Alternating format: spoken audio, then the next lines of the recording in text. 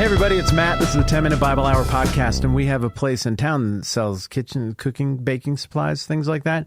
It's called Someone's in the Kitchen. And do you hear how happy that sounds? It just, like, you picture somebody in there cheerily singing and whistling, baking food for family, like maybe a little grandma-ly type with the apple cheeks and a big smile and apron. But whenever we go to Someone's in the Kitchen and I say it, I always say it like this. Someone's in the kitchen. Did you hear how that sounded horrifying? Then, like, Taken with Liam Neeson or something along those lines?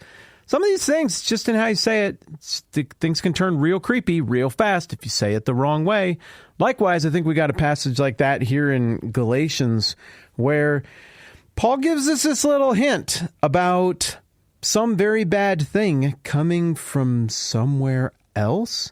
Hey, the call's coming from inside the house. The call is coming from inside the house. It's that sort of thing. Here's the line I'm talking about. Galatians 5:7. You were running a good race. Who cut in on you and kept you from obeying the truth? That kind of persuasion doesn't come from the one who calls you. Now, let me just read that line a little differently. That kind of persuasion doesn't come from the one who calls you. Do you see how suddenly that sounds ominous and foreboding? Guys, could you be quiet for a minute? I can hear you talking while I'm trying to do this thing. Dad, I'm right here, and I'm not talking. That sounds real spooky. That's how I read this verse. That kind of persuasion doesn't come from the one who calls you. Clearly, what Paul is trying to do in this passage, the first 12 verses of chapter 5, is he's trying to take the Judaizers, the agitators to task, the people who've come along and said, we're far more spiritual than Paul, far more reliable than Paul. We do more good, godly, law-abiding things than Paul. You should listen to us. They were apparently very impressive and persuasive, and it worked. And now Paul is coming along to call them into question. These people aren't the real deal. And further, he's going to make the point that if they take their logical argument all the way out to its logical end, they're going to end up in a painful and absurd situation. More on that in some future episode. So this whole thing is Paul saying, you are listening to the wrong voices. I can't tell you exactly what you're hearing, but I can tell you this. These messages that you guys have been accepting and embracing that you think are from God, I just need to tell you very clearly, that's not God's voice you're hearing. You are hearing a voice, but it's not him. Someone's in the kitchen. Well, if it's a spiritual message and there's spiritual persuasive force behind it, and Paul's acknowledging that there is, it's a persuasion, and it's not from God, well, then who could it be? And it was very interesting because I went and I read a few of the things that different people around the internet have written about this.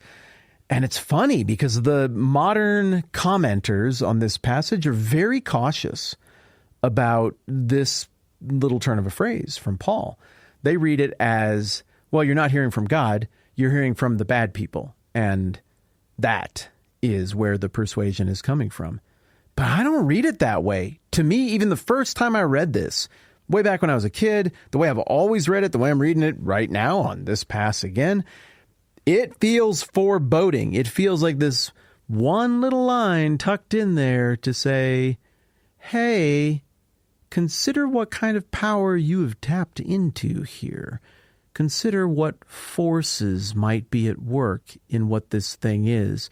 Consider for a moment that this isn't just some adorable little Christian theology spat where I make a point and then they make a point and then I make a point and then they make a point and we fire back and forth a little bit and that was that. We all had a nice time. Consider for a moment that there is something darker at play, that there is a voice, a power in play that is not God, but that is powerful and that is real. I mean, to me, this is one of those places where Paul is pulling back the curtain on the supernatural world a little bit. Now, if you've known me for any amount of time, you know that I find this kind of stuff in the Bible, the stuff about the unseen spiritual forces and the stuff in the Bible about demons and conflicts in the unseen realm. Man, that's tough for me. I'm not saying I don't believe it. I mean, it's in here. I think I find the Bible to be enormously believable, and I believe in God. God is the spiritual being. God is bigger and more than just a physical body like you or me on this plane. So obviously, yeah, I'm a Christian. I think there is a spiritual world, but I don't get the ground rules. I know there are a lot of people who think they do get the ground rules, and they write books about it, and they tell you how the things ought to be. And you know what? They might be right.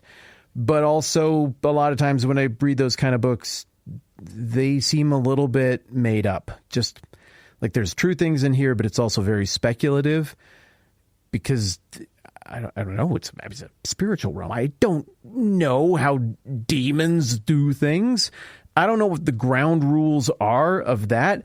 If I ever saw a demon, I think I'd real quickly go right back to what I've seen in movies or kind of what I vaguely remember from the Bible and rebuke it and stuff.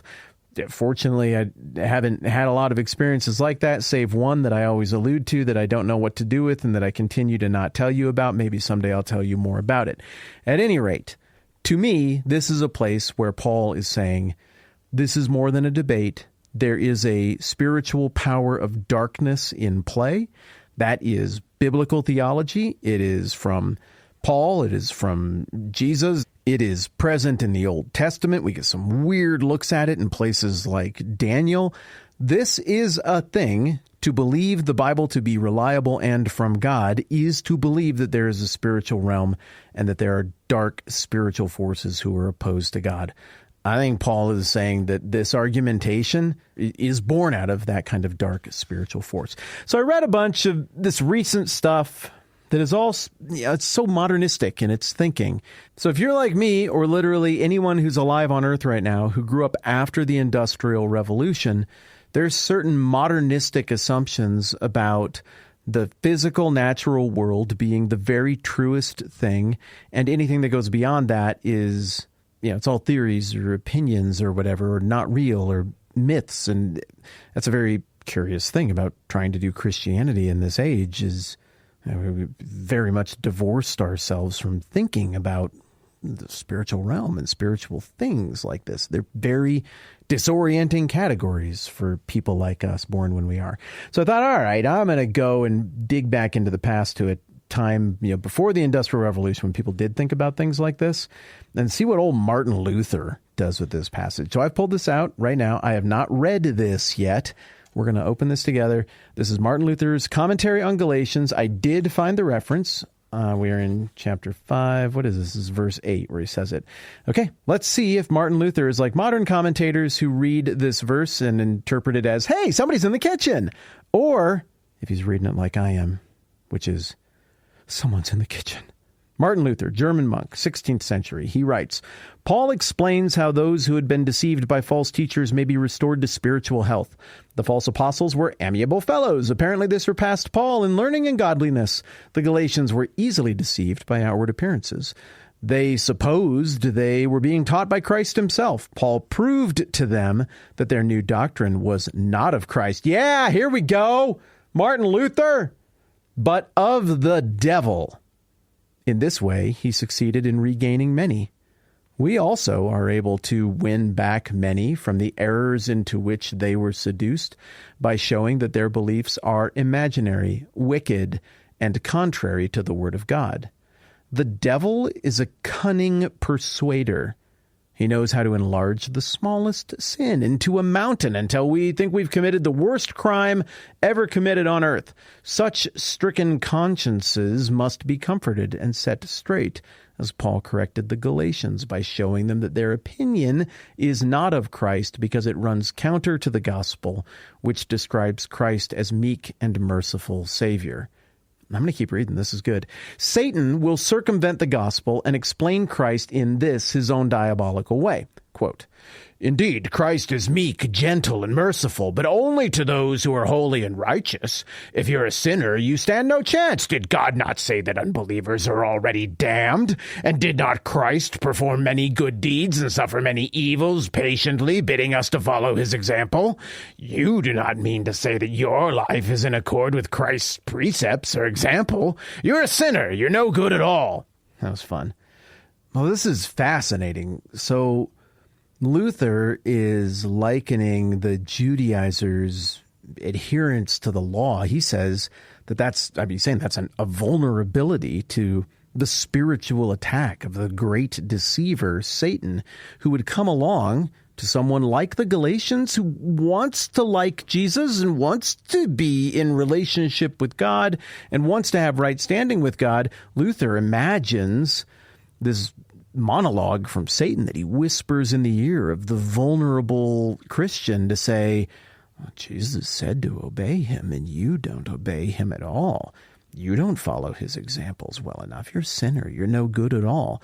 And so Luther is imagining this being a way that Satan, through our own desire to uphold the law, would come in and drive a wedge between us and right standing with God through Christ, through faith.